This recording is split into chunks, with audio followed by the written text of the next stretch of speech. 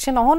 এই রায় ঘোষণা শুরু হওয়ার আগে থেকেই আমরা দেখছিলাম এই এলাকায় এক্সকাভেটর নিয়ে ছাত্র জনতা উত্তেজনা একেবারে চরমে পৌঁছে গেছিল এবং দুপুর 12টার দিকেই তো দুটি এক্সকাভেটর নিয়ে সেখানে পৌঁছান তারা। রায় ঘোষণার পরের চিত্র এই এলাকায় কেমন দেখছেন কিংবা প্রতিক্রিয়ায় কি জানাচ্ছেন সাধারণ ছাত্র জনতা সেটি জানতে চাই। সাধারণ শিক্ষার্থীরা উচ্ছ্বাস করছেন, মিষ্টি বিতরণের ঘটনাও আমরা দেখছিলাম।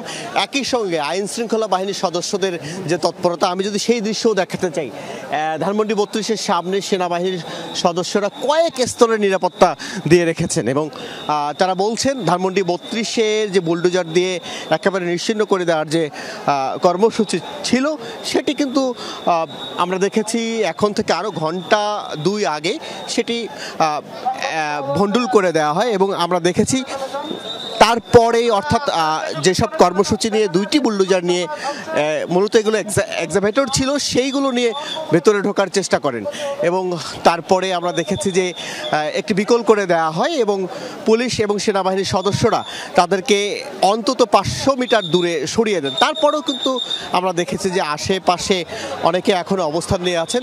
এই উচ্ছ্বাস এবং আনন্দের কথাও তারা জানাচ্ছিলেন। সেই উচ্ছ্বাস আনন্দের মধ্য দিয়ে তারা ধানমন্ডি 32-এ প্রবেশের চেষ্টা করছিলেন এবং সেই প্রবেশের মুখেই তারা বাধার মুখে পড়ছেন। নিশ্চয়ই সেই দৃশ্য আমি দেখাচ্ছি।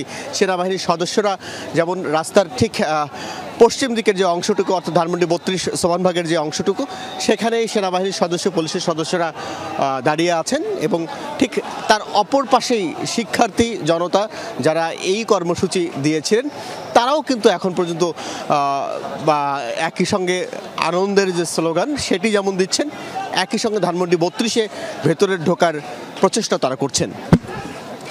তারা বলছিলেন যে তারা যেই কর্মসূচি তারা দিয়েছেন কোনো না কোনোভাবেই তারা সফল করবেন। তারা আরও সংগঠিত হচ্ছেন, বলছেন যে তারা ভেতরে অবশ্যই প্রবেশ করবেন।